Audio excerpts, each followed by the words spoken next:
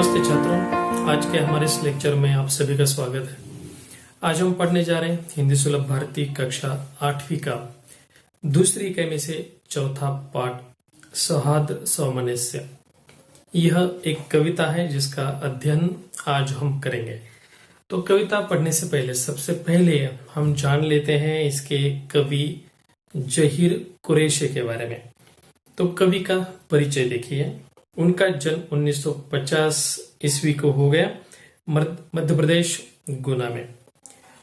आपकी रचनाएं अंग्रेजी, गुजराती, मराठी, पंजाबी आदि भाषाओं में अनुवादित हो चुकी हैं। आपको इनकॉर्पोरेटेड सम्मान गोपाल सिंह नेपाली सम्मान प्राप्त हुए हैं। इनकी प्रमुख कृतियां हैं एक टुकड़ा धूप, लेखनी के स्वप्न, चांदनी का सुख, भीड़ में सबसे अलग, पेड़ तनकर भी नहीं टूटा, ये उनके गजल संग्रह भी है। तो कवि ने कई सारी कविताओं की रचनाएं की है और बहुत सारी पुस्तकें भी लिखी है, जिनमें से सौहार्द सामंजस्य में कविता हम आज पढ़ने जा रहे हैं। तो सबसे पहले जान लेते कि कविता किस विषय से संबंधित है। तो प्रस्तुत दोहों में जहीर कुरैशी जी ने छोटे बड़े के भेद मिटाने, नफरत, स्वार्थ आदि छोड़ने के लिए प्रेरित किया है। आपका मानना है कि अनेकता में एकता ही अपने देश की शान है, अतः हमें मिलजुल कर रहना चाहिए। तो देखिए मित्रों, कवि ने यह जो कविता लिखी है वह दोहे शैली में लिखी है और इस कविता का जो संदेश है वह इस प्रकार से कि प्रत्येक व्यक्ति को अपना स्वार्थ और नफरत को मिटाना चाहिए और एकता में रहने का प्रयास करना चाहिए। कवि कहते हैं कि हमारे देश की जो शान है वो अनेकता में एकता है, विविधता में एकता है, और ये जो विविधता में एकता है ये हमें बना के रखना जरूरी है। यह कवि का संदेश है। आप लोग जानते हैं कि भारत देश की परंपरा काफी प्राचीन है और प्राचीन काल से हमारे देश में विविधता में एकता रही है। वो चाहे धर्मों के संबंध में हो, हम तो संकुचित विचार करते केवल धर्मों के बारे में नहीं, बल्कि हमारी संस्कृति आप देखें तो इसमें आपको विविधता में एकता ही नजर आएगी। तो भारत में विविधता बहुत है, प्राकृतिक रचना के आधार पर देखिए या कई सारी जनजातियों के आधार पर देखिए, धर्मों के आधार पर देखिए, उससे भी बढ़कर हमारी में जो परंपराएं हैं प्रचलित है, जो संस्कृति हमारी है, वो सारी चीजें इसमें हमें विभिन्नता नजर आती है। लेकिन ये बात है कि हमारा देश एकता के बारे में भी बेजोड़े पूरे विश्व में, क्योंकि इतनी सारी विविधता आपको किसी देश में देखने को नहीं मिलेगी, किसी संस्कृति में देखने को नहीं मिलेगी, वो केवल हमारे भारत देश में भी है।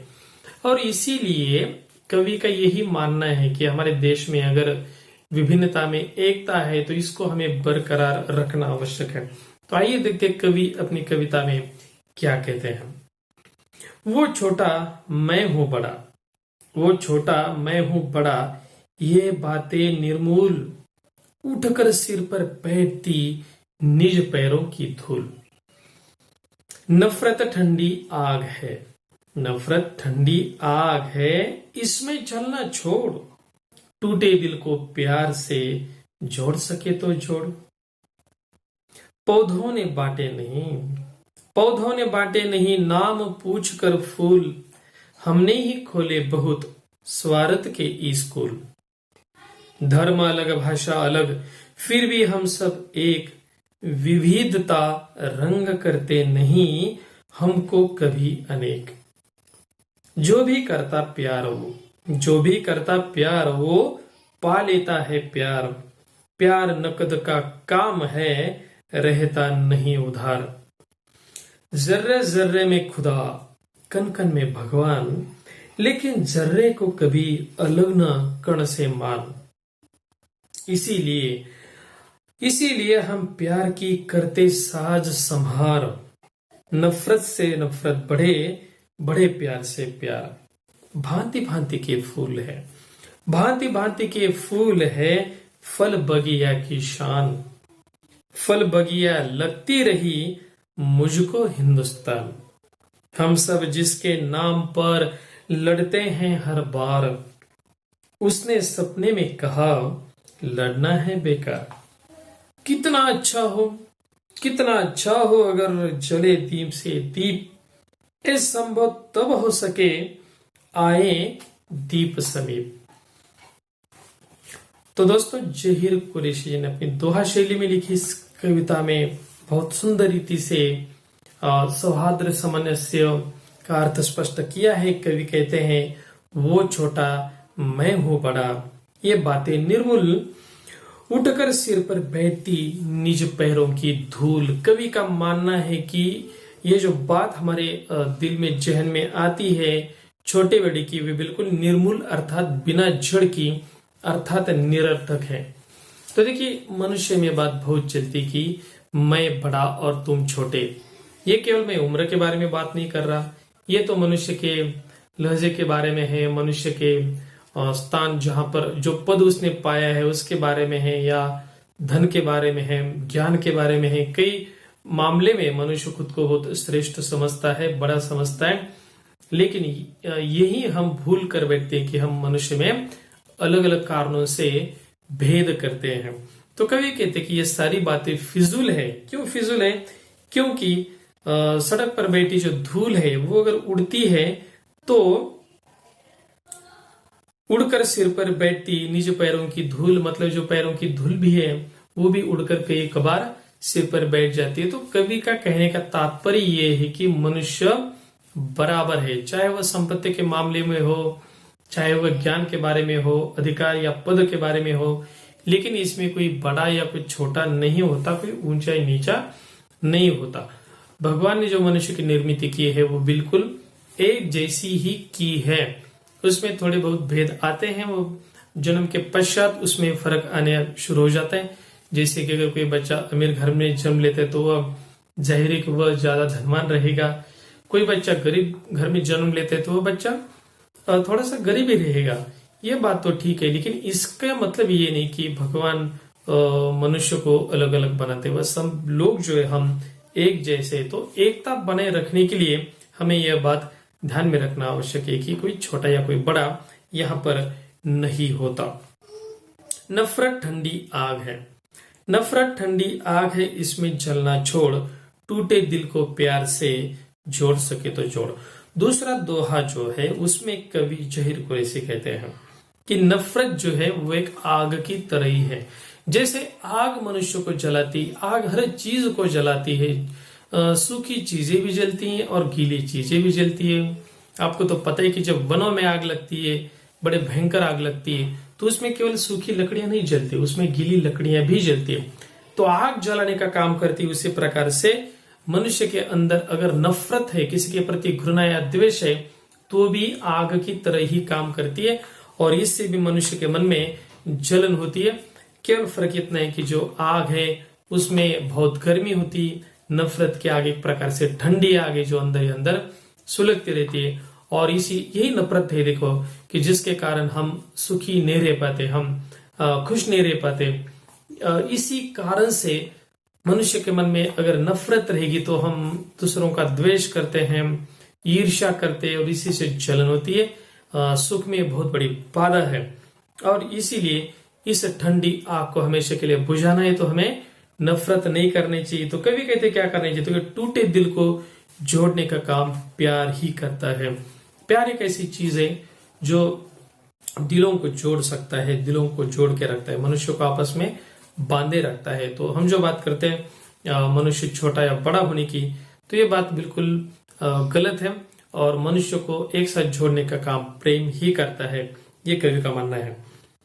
पौधे ने बांटे नहीं नाम पूछ कर फूल, हमने ही खोले बहुत स्वार्थ के स्कूल। तो यहाँ पर स्वार्थ मतलब स्वार्थ और स्कूल मतलब स्कूल या विद्यालय, पाठशालाएं, ये शब्दों का अर्थ है। तो कवि ने कहा कि ये जो बांटने का या बंटवारा करने का जो काम है वो असल में मनुष्य दिमाग की ही सोच है, क्योंकि प्रकृति इस प्रकार का कोई बंटवारा नहीं करती। जैसे कोई फूल है या पौधा है, वो पौधा फूलों को अलग अलग नहीं बांटता, हम उसको अलग अलग करते हैं। जैसे देखिए कि गुलाब का पौधा है, अगर कोई व्यक्ति वहां पर आ गया, उसे फूल पसंद आ गया, वो फूल ले लेगा, दूसरा आ गया तो वो भी फूल ले लेगा, तो ये पौधा कोई ऐसा नहीं कहते कि नहीं भाई तुम फूल को हाथ नहीं लगाओगे क्योंकि तुम बहुत गरीब हो, चलो तुम भागो यहाँ से। हाँ, तुम ले सकते हो क्योंकि तुम्हारे पास बहुत धन है, तुम मुझे ज्यादा पसंद हो, केवल तुम ही फूल को ले सकते हो। तो ये जो पौधे हैं, या आप ले लीजिए कि वह फूल बांटने की बात हो या फलों की बात हो, इस प्रकार का भेदभाव कोई पेड़ पौधा नहीं करता। केवल मनुष्य के बारे में नहीं, ये तो है पशु पक्षियों के बारे में भी, कि जब भी वृक्षों पर इस प्रकार के पशु आएंगे और या आएंगे यहाँ पर पक्षी आएंगे, और ये जो वृक्ष है ये कभी भेदभाव नहीं करते। नहीं भाई कौवा जो है बहुत गंदा पक्षी है, तुम नहीं आओगे मेरे पास, ठीक है कोयल की आवाज बहुत मीठी है, तुम ही मेरे पेड़ पर टहनियों पर घर बना सकती हो, तुम ही मेरे फल खा सकती हो। इस प्रकार का भेदभाव वृक्ष नहीं करते या पौधे भी नहीं करते। तो जो फूल बांटते हैं वो बिना रोक टोक के किसी को भी बांट सकते हैं। और इसी प्रकार से जो मनुष्य है, इसे भी ये बात करनी चाहिए कि हमें स्वार्थ को थोड़ा सा दूर रखना चाहिए और इस प्रकार का भेदभाव नहीं करना चाहिए। धर्म अलग, भाषा अलग, धर्म अलग, भाषा अलग, फिर भी हम सब एक, विविध रंग करते नहीं हमको कभी अनेक। भारत में देखिए कि आप धर्म अलग अलग है, हिंदू, मुस्लिम, सिख, ईसाई, जैन, पारसी, इस प्रकार के कई धर्म भारत में है। भाषाएं भी बहुत ज्यादा हैं। आप तो जानते हैं कि भारत में बहुत सारी भाषाएं और उससे भी ज्यादा बोलियां हमारे देश में है, बहुत सारी है। इसके पश्चात फिर भी हम सब एक है, क्योंकि विविध रंग जो है वो रंग एक प्रकार से भेदभाव नहीं करते, कभी हमको अनेक मतलब इसमें भेदभाव नहीं किया जाता। तो असल में हर धर्म में किसी रंग का महत्व जरूर होता है, लेकिन इसका मतलब नहीं कि वो केवल एक धर्म से ही संबंधित है। तो रंग जो है वो एक दूसरों को अलग नहीं करते, तो मनुष्य ही जो है वह एक दूसरे को अलग कर बैठता है और इस प्रकार से फिर भेद बढ़ने लगते हैं। जो भी करता प्यार वो पा लेता है प्यार, जो भी करता प्यार वो पा लेता है प्यार, प्यार नकद का काम है रहता नहीं उधार। तो कवि कहते हैं कि प्रेम किसको मिलता है, कि जो दूसरों को प्रेम देता है उसी को प्रेम मिलता है, जो दूसरों को प्रेम नहीं देता उसे प्रेम कतई नहीं मिल पाता। तो जरूरी है कि प्रेम करना, आपस में प्रेम करना, सहयोग करना, स्नेह रखना, ममता रखना, यह बात बहुत आवश्यक होती है। प्रेम किसी नगद व्यवहार का काम करता है। जैसे हम नगद व्यवहार करते हैं, पैसे देते हैं और कोई चीज या वस्तु लेते हैं, सेवा लेते हैं, उसी प्रकार से प्रेम होता है कि जब आप देंगे तो आपको उसके बदले में तुरंत प्रेम ही मिलेगा।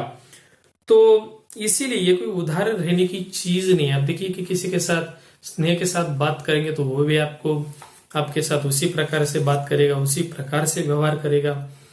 अगर आप एक कहानी मैं आपको सुनाता हूँ, चलो याद आ गई, संत एकनाथ महाराज के बारे में एक कहानी कि संत एकनाथ एक बार मतलब वो जो पैठन में रहते थे, जिसका नाम पुराने जमाने में प्रतिष्ठान था, तो संत एकनाथ जी जब प्रातः काल बहुत जल्दी उठकर स्नान करने के लिए गोदावरी नदी पर जाते थे, घाट पर जाते थे और बहुत जल्दी सवेरे सवेरे वह स्नान वगैरह पूजा करके वापस लौटते थे। ये उनका दिनक्रम था। तो उसी रास्ते पर एक पान वाली की दुकान थी और उसने सोचा कि यार ये रोज जाता है, नहाता है, कहते कि ये बहुत बड़ा संत है, इसको गुस्सा नहीं आता, चलो हम भी आजमा के देखते इसको गुस्सा कैसे नहीं आता। तो एक सतानी की नीयत के कारण उसने क्या किया कि जैसे ही महात्मा वहां से गुजर रहे थे तो उसने पान खा के, दो तीन लोग वहां इकट्ठा करके रखे थे, उनको बताया था कि पान खा के थूकने में इसके ऊपर।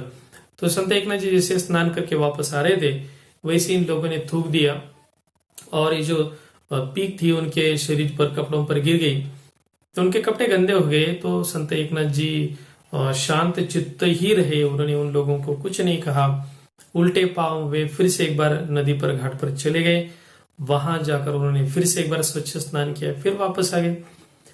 इन लोगों ने यही बात दोहराई। उन लोग को उनको लगा कि अरे अभी तो गुस्सा नहीं आया इनको, तो चलो और थूक देते हैं। उन्होंने और थूक दिया। संत एकनाथ जी फिर वापस चले गए, फिर स्नान किया, फिर वापस गए। ऐसा क्रम चलता रहा, 5-6 बार हो गया, लेकिन इन लोगों ने देखा कि भाई इनको गुस्सा ही नहीं आ रहा। तो एक आदमी को बहुत पछतावा हो गया। वो तुरंत उन्होंने महात्मा जी के पैर पकड़ लिए। उन्होंने कहा कि संत एकनाथ जी माफ कीजिए, हमने आपको ऊपर थूका, क्योंकि हम चाहते थे कि आप गुस्सा हो जाए। तो आपको गुस्सा क्यों नहीं आता है, आप मुझे बताइए। अगर कोई आदमी इस प्रकार की हरकत करते तो गुस्सा तो जरूर आना चाहिए, लेकिन आपको नहीं आया। संत एकनाथ जी ने कहा कि भाई आपके कारण मुझे इतनी बार पवित्र नदी का स्नान हो गया, तो मेरे खाते में तो बहुत पुण्य जमा हो गया। तो आप लोगों ने गलतियां कहा कि आप लोगों ने तो बहुत नेक काम कर लिया, इसलिए मुझे बहुत पुण्य मिला और इसीलिए मुझे गुस्सा भी नहीं आया। तो यह बात सुनकर सबको बहुत पछतावा हो गया। सबने माफी मांगी और वे उनके भक्त भी बन गए। तो कहने तक का तात्पर्य क्या है कि आप अगर किसी को प्रेम, ममता या स्नेह देंगे तो तुरंत वो आपको वापस मिल जाता है।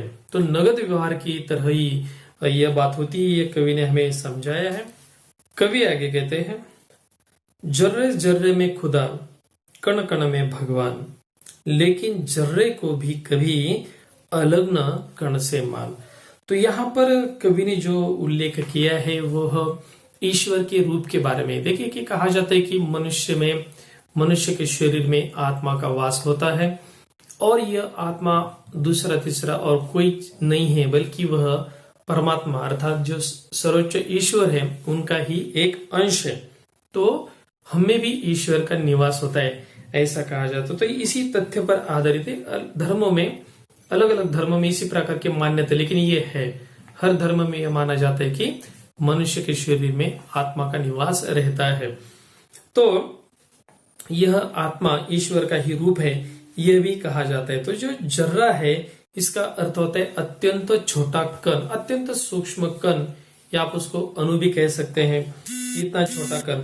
तो ये जो जर्रा है वो क्या है, यह जर्रे जर्रे में खुदा, मतलब हर कण कण में खुदा अर्थात भगवान है। अब देखिए कि यहाँ पर भगवान कहें, खुदा कहें, और भी कुछ कहें, अलग अलग नामों से हम जानेंगे, लेकिन भगवान अंत में एक ही होता है। यह भी कवि का मानना है और बहुत सारे संतों ने भी यह बात कही है कि ईश्वर एक ही होते हैं, केवल हम उनको अलग अलग नामों से जानते हैं। विश्व का कोई ऐसा धर्म नहीं है जो यह कहता हो कि ईश्वर अलग अलग होते हैं। तो ये केवल मनुष्य की सोच ही होती कि जो इस प्रकार के भेद कर देता है। हम अपने अपने धर्मों की मान्यताओं के अनुसार अपना जीवन बसर कर सकते हैं, हम अपनी श्रद्धा रख सकते हैं, लेकिन इसका अर्थ यह नहीं होती कि आप किसी दूसरों का द्वेष करो। तो हर कण कण में खुदा या भगवान का निवास है, लेकिन ये भी कहा गया है कि ये जो जर्रा है, ये जो सूक्ष्म कण है, यह अलग न कण से मान, मतलब यह भगवान से अलग आपको नहीं मानना है। मतलब क्या, अगर आप दूसरों में ईश्वर को देखोगे, हर मनुष्य में ईश्वर का रूप देखोगे, तो आपके मन में अपने आप ममता उत्पन्न हो जाएगी। यही बात है, संतों ने ये बात समझाई है। अनेक ग्रंथों में यही उल्लेख हमें मिल जाते हैं, यही पाठ हमें पढ़ाया जाता है बचपन से भी कि औरों का सम्मान करना है तो आप देखिए उनमें भगवान का रूप आप देख लीजिए। या आप देखेंगे तो आपके मन में जितने सारे क्रोध हैं, आपके मन में जितने द्वेष हैं, वह सब निकल जाएंगे। इसीलिए हम प्यार की करते साज संहार, नफरत से नफरत बढ़े, बढ़े प्यार से प्यार। तो यहाँ पर संहार शब्द का अर्थ होता है संभाल करना या सुरक्षित रखना। तो प्रेम का संभाल हमें करना चाहिए। जिन व्यक्तियों के साथ हमारा स्नेह, वो स्नेह बरकरार कैसे रखे, इसके लिए हमें हमेशा सचेत होना जरूरी है। और इसके लिए हमारे बोलचाल में या हमारे व्यवहार में सच्चाई होना आवश्यक है। अगर आपके मन में, आपके दिल में खोट है, तो यह बात केवल आप मीठी बात करेंगे तो बात नहीं चलेगी। मीठी बात तो पकड़ी जाती है, लेकिन आपके अंदर, आपके मन में जो भी बुराई है वो तो हमेशा पकड़ी ही जाती है। और इसीलिए कहा गया है कि मन में जो प्रेम है आपके मन में, उसका संभाल हमें करना आवश्यक है, क्योंकि कहा जाता है कि नफरत से नफरत बढ़ती है और प्रेम से प्रेम ही बढ़ता है। क्योंकि मनुष्य सोचता है कि ईंट का जवाब हमें पत्थर से देना चाहिए। मतलब अगर कोई कठोरता से आपके साथ व्यवहार करे तो उसका नतीजा यह होता है कि आदमी कठोरता से ही उसके साथ पेश आता है। और इसीलिए कहा गया है कि अगर आप प्रेम दोगे तो आपको प्रेम मिलेगा। देखिए, आप कई सारे जानवर हम पालते हैं अपने घरों में, कुत्ते होते हैं, बिल्लियां होती है, या अन्य कई सारे जानवर जिनका हमें उपयोग होता है। हम सदियों से इनको पालते आ रहे हैं, तो वो सारे जानवर हमारे पास क्यों रहते हैं? कई सारे जानवरों को तो हम रस्सी से बांधते, कुछ नहीं, खुले होते, लेकिन फिर भी वो घर छोड़कर नहीं जाते। इतना ही नहीं कि बल्कि आप अगर कुत्तों को, बिल्लियों को अपने घर से कहीं दूर छोड़कर आइए, वे फिर से आपके घर में वापस आ जाएंगे। क्यों आ जाते हैं? क्योंकि यही बात है कि स्नेह, उनके मन में आपके प्रति स्नेह और प्रेम होता है, इसीलिए वे वापस आते हैं। इसीलिए उनको किसी डोर से बांधने की आवश्यकता नहीं रहती। तो यह इस संसार में जितनी सारी चीजें हैं वो प्रेम से, प्रेम के कारण आपस में एक दूसरे के साथ जुड़ी है, और इसीलिए इनको हमें तोड़ना नहीं, इनको हमें संभाल के रखना है, और जो नफरत है उसको हमें हटाना है। भांति भांति के फूल है। भांति भांति के मतलब अलग अलग प्रकार के फूल, जैसे कि गुलाब है, कमल है, गेंदे के फूल हैं, जूही या चमेली है, ऐसे कई सारे फूल होते हैं। भांति भांति के फूल है। फल बगिया की शान। अलग अलग प्रकार के फल, अलग अलग प्रकार के फूल, यही उस बगीचे की शान होते हैं। उसी प्रकार से फल बगिया लगती रही मुझको हिंदुस्तान। तो कभी कहते ये पूरा हिंदुस्तान मुझे किसी बड़े बगीचे की तरह ही लगता है, क्योंकि जब हम बगीचे में जाते हैं, मान लीजिए कि आप टहलने के लिए, घूमने के लिए किसी बगीचे में चले गए, वन में चले गए, वहां केवल एक ही प्रकार के फूल या फलों वाले वृक्ष हो तो आपको बात ज्यादा पसंद नहीं आएगी, या कहीं की वो ज्यादा आपको सुंदर नहीं लगेगी। लेकिन एक ही जगह पर आपको रंग बिरंगे फूलों के पौधे, क्यारियां और बहुत सारे फलों के वृक्ष नजर आएंगे, तो वो चीज आपको ज्यादा प्रसन्न करेंगे, क्योंकि उसमें बहुत ज्यादा सौंदर्य आपको देखने को मिलेगा। इसी बगीचे की तरह हमारा भारत देश भी है। अब कश्मीर से लेकर कन्याकुमारी तक देखेंगे, ये पूरे भारत में आपको विविधता देखने को मिल जाएंगी। अलग अलग राज्यों में आप जाइए तो अलग अलग राज्यों में अलग अलग वेशभूषा परिधान करने वाले लोग, उनका रहन सहन अलग, खान पान अलग, उनकी आदतें अलग, उनके घर अलग, बहुत सारी बातें आपको अलग अलग नजर आएंगी। लेकिन फिर भी हम एक भारत में रहते, हिंदुस्तान में रहते, तो यह बात हमारे लिए महत्वपूर्ण है कि विविधता में एकता हमारे देश में है। आप संस्कृति देखिए, मंदिर देखिए, मंदिरों की रचनाएं देखिए। एक ही भगवान के मंदिर आप पूरे भारत में देखेंगे तो आपको उनकी रचना अलग अलग देखने को मिल जाएगी। उनकी मूर्तियां, जो शिल्प रहेंगे, वो आपको अलग अलग नजर आएंगे। तो ये विभिन्नता हमारे देश में है, वो आपको जगह जगह पर आप उसको देख सकते हैं। तो इसीलिए कवि ने कहा है कि यह भारत देश, पूरा भारत देश मुझे किसी बगीचे की तरह ही लगता है। हम सब जिसके नाम पर लड़ते हैं हर बार, उसने सपने में कहा लड़ना है बेकार। तो किसके नाम पर लड़ा जाते? तो अधिकांश लोग धर्म के नाम पर लड़ते हैं। हम विश्व का इतिहास देखिए या भारत का बहुत प्राचीन इतिहास भी हम देखेंगे तो इसमें भी कई लड़ाइयां जो हो गई है वो धर्म के नाम पर ही लड़ी गई है। कहा गया कि हमारा धर्म खतरे में है या हमारे धर्म पर बहुत अन्याय अत्याचार हो रहा है, तो इसी विवाद के कारण लड़ाइयां या झगड़े शुरू हो जाते हैं। तो इसमें कई बार तो बहुत झूठी मूठी बातें भी होती है केवल स्वार्थ के लिए, क्योंकि लड़ाई का मूल उद्देश्य होता है अपनी ताकत को दिखाना। ये किसी की रक्षा करने के लिए बहुत कम युद्ध लड़े गए हैं। अधिकांश युद्ध लूटमार के लिए या अपनी जमीन को बढ़ाने के लिए किए गए हैं। तो इसीलिए कवि ने कहते कि लड़ना बेकार है। लड़ना क्यों बेकार है? क्योंकि जिसके नाम पर आप लड़ते हैं वो सपने में आकर कहते हैं कि लड़ना बेकार है। मतलब भगवान के नाम पर या अलग अलग नामों से हम भगवान को जाते हैं, उनके नाम पर यह लड़ाई लड़ी जाती है, धर्म युद्ध लड़े जाते हैं। लेकिन असल में वही हमें कहते कि ये लड़ना बिल्कुल बेकार है, आप लड़ाई बिल्कुल छोड़ दो। तो विश्व में अगर कहीं हिंसा होती है भगवान के नाम पर, ये हिंसा, होने वाली हिंसा बहुत गलत है। कितना अच्छा हो अगर जले दीप से दीप, ये संभव तब हो सके आए दीप समीप। देखिए कि दीप से दीप लगाया जाता है, लेकिन इसके लिए उनको सबसे पहले नजदीक आना पड़ता है, तभी तो एक बाती से दूसरी बाती में यह ज्वाला पहुंच जाएंगी। उसी प्रकार से हमारे भारत में भी ये जो विचार है, दीप से दीप जलाना मतलब एकता की भावना एक दूसरे के मन में जगाना। एकता की भावना अगर एक दूसरे के मन में जगानी है तो इसके लिए हमें एक दीपक पहले तैयार करना पड़ेगा, मतलब एक दिया पहले जलाना पड़ेगा। जैसे आप दीपावली में देखते कि सैकड़ों दीपक आप जलाते, लेकिन इसके लिए क्या करते, पहले एक दीपक जलाते और उससे आप बाकी दिए जलाते। उसी प्रकार से एक व्यक्ति अगर शिक्षित हो जाए, एक व्यक्ति अगर सुसंस्कृत हो जाए, एक व्यक्ति को अगर इस प्रकार का ज्ञान मिल जाए कि भाई हमें भाईचारे से रहना है, विविधता में एकता रखनी है, यह ज्ञान एक व्यक्ति को मिल गया तो मान लो वो एक दीपक हो गया और वो दूसरों को ज्ञान बांटेगा, तो इससे एक से बहुत ज्यादा दीपक बन जाएंगे। तो पूरे भारत में इस प्रकार एकता का माहौल बना रहेगा और हमारा देश और अधिक सुंदर बनेगा।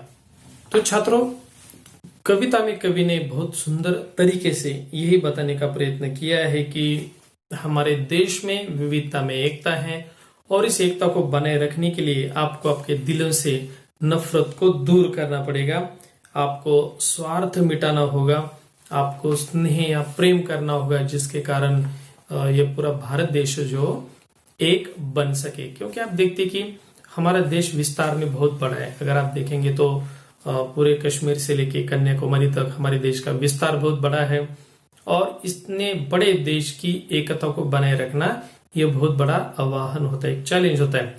क्योंकि आप देखते कि अलग अलग कारणों से अलग अलग प्रकार के प्रश्न, जटिल प्रश्न निर्माण हो जाते हैं, जिसके कारण लोग एकदम रास्तों पर उतर आते हैं, बड़े बड़े आंदोलन होते हैं, मोर्चे निकलते हैं, जुलूस निकलते हैं और नारे लगाए जाते हैं, कई बार सरकारों पर दबाव डाला जाता है। लेकिन इसकी मूल पीछे का कारण आप ढूंढेंगे तो कई बार कारण होता है बहुत ही स्वार्थी या मतलबी कारण होता है, लेकिन इसके कारण बड़े बड़े कारनामे भी कई बार किए जाते हैं। और तो देश को हमें शत्रु से बचाना है तो इसके लिए हमें अंदरूनी ताकत को बढ़ाना बहुत जरूरी है। क्योंकि हर शत्रु से लड़ने के लिए हमारे दिलों में अंदरूनी ताकत का होना बहुत जरूरी है। जितनी ये ताकत मजबूत होगी, जितनी एकता अखंड रहेगी, उतना हम शत्रु से आसानी से लड़ सकते हैं। क्योंकि कई बार पड़ोसी मुल्क भी हमारे देश में, पड़ोसी मुल्क कहने का मतलब शत्रु मुल्क जो है वह हमारे देश में इस प्रकार की हिंसा या अशांति निर्माण करने का प्रयत्न लगातार करते रहते हैं। लेकिन इसके लिए हमें एक रहना बहुत आवश्यक है। तो दोस्तों, कविता आपके समझ में आ गई होगी। इस कविता को आपको ठीक से पढ़ना है, हो सके तो इसका गायन आप करें और आपकी कॉपी में वह ठीक से लिखे 1 या 2 बार, ताकि और अच्छे से प्रैक्टिस आपकी हो जाए कविता के बारे में। इस कविता में जो नए शब्द आ गए हैं उनके विषय में हम चर्चा करेंगे। तो देखिए, सबसे पहला शब्द है वो है निर्मूल। निर्मूल जिसका अर्थ है बिना जड़ की या निरर्थक। यहाँ निर्मूल शब्द बना है मूल, मतलब जो रूट होता है किसी पौधे का, पेड़ का, इसे मूल हम कहते हैं। निर्मूल मतलब बिना जड़ के, उसी को हम कह सकते हैं निरर्थक। दूसरा शब्द है स्वार्थ। अब यह असल में शब्द है स्वार्थ, लेकिन कवि ने प्रयोग किया है स्वार्थ इस अर्थ से। संहार मतलब संभाल या सुरक्षित, किसी चीज को संभाल के रखना, सुरक्षित रखना, इस अर्थ से यह शब्द हमारी कविता में आ गए हैं। और अगला शब्द है जर्रा, जिसे मैंने आपको कहा कि अत्यंत छोटा कण या अणु भी जिसे हम कह सकते हैं, इसे जर्रा कहा जाता है। तो इस प्रकार से ये कुछ नए शब्द इस पाठ में, इस कविता में दिए हैं। इसको आपको ठीक से आपकी कॉपी में लिखना है, क्योंकि नए शब्द सीखना हमारे लिए बहुत ही महत्वपूर्ण होता है। अब देखिए, इस कविता के माध्यम से हमें कल्पना पल्लवन यह एक स्वाध्याय दिया है।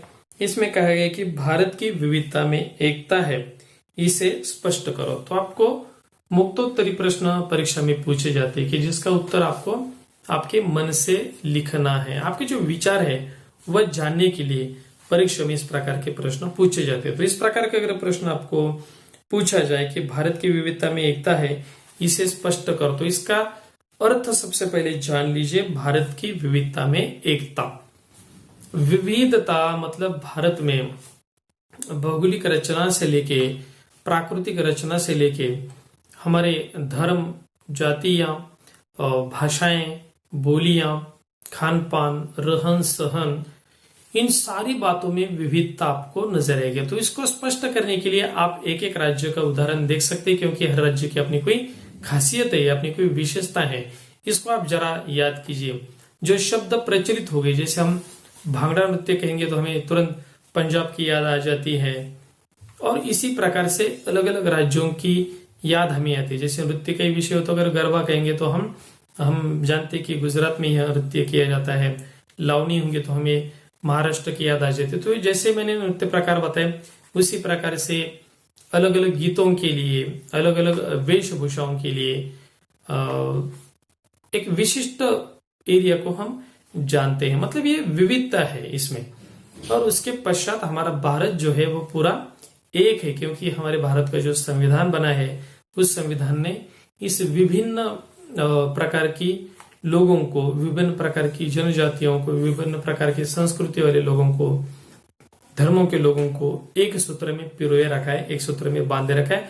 और संविधान से भी बढ़कर बहुत प्राचीन काल से हमारे देश में यह एकता की भावना हमेशा बनी रही है, अखंडता की भावना भी बनी रही। तो इसके बारे में आप कुछ विचार करें, और इसके लिए आप कुछ इंटरनेट पर कुछ खोजबीन भी कर सकते हैं, और जिसकी मदद से इस प्रश्न का उत्तर आप लिख सकते हैं। लेकिन इसके लिए आपको पहले तैयारी करना आवश्यक है। अगर आप तैयारी नहीं करोगे, आपने सोचा कि चलो सीधे परीक्षा में हम लिखेंगे, तो गलत बात है। और जो मुक्तोत्तरी प्रश्न होते हैं, इनके उत्तर आप हमेशा लिख सकते हैं। इसमें कोई ज्यादा बड़ी बात नहीं, कोई ज्यादा दिक्कत भी है नहीं। भाषा बिंदु के लिए आपको एक प्रश्न दिया गया है कि पाठों में आए अव्ययों को पहचानो और उनके भेद बताकर उनका अलग अलग वाक्य में प्रयोग करो। तो यहाँ पर अव्ययों के 4 भेद हैं, जैसे क्रिया विशेषण अव्यय, संबंध सूचक अव्यय, समुच्चय बोधक अव्यय और विस्मयदी बोधक अव्यय। तो ये 4 अव्ययों के भेद हैं। अव्यय आपको पता है, जिसको हम अविकारी शब्द कहते हैं, कि शब्दों के लिंग वचन और कारक के अनुसार किसी प्रकार का परिवर्तन अगर उसमें न हो उस शब्द में, तो उसे अव्यय हम कहते हैं या अविकारी शब्द कहते हैं। तो इसके लिए आपको अलग से अध्ययन करना आवश्यक है, लेकिन ऐसे शब्द आप छांट कर अलग कर सकते हैं, जिनका वाक्य में प्रयोग भी आप कर सकते हैं। और स्वयं अध्ययन के लिए आपको एक प्रश्न दिया गया है कि नफरत से नफरत बढ़ती है और स्नेह से स्नेह बढ़ता है। जो कविता का सारी है हमारा पूरा, इस तथ्य से संबंधित अपने विचार लिखो। तो ये भी मुक्तोत्तरी प्रश्न है कि नफरत से नफरत कैसे बढ़ती है और प्रेम से प्रेम कैसे बढ़ता है। तो पूरी कविता ही इस विषय पर दी गई, तो इसके बारे में भी आप सुंदर विवेचन कर सकते हैं और इस प्रश्न का उत्तर भी लिख सकते हैं। तो दोस्तों, मैं आशा करता हूँ कि यह लेक्चर आपको पसंद आ गया होगा। अधिक तैयारी की आपको आवश्यकता जरूर है। तो दोस्तों, आपने क्रिएटिव एजुकेशन चैनल को अभी तक सब्सक्राइब नहीं किया तो चैनल को सब्सक्राइब करें, ताकि हर नया वीडियो आपको मिलता रहे। बेल आइकन को दबाएं ताकि इसका नोटिफिकेशन आपको मिले, और वीडियो आप अपने दोस्तों को शेयर करें ताकि ज्यादा से ज्यादा लोगों को इसका फायदा हो।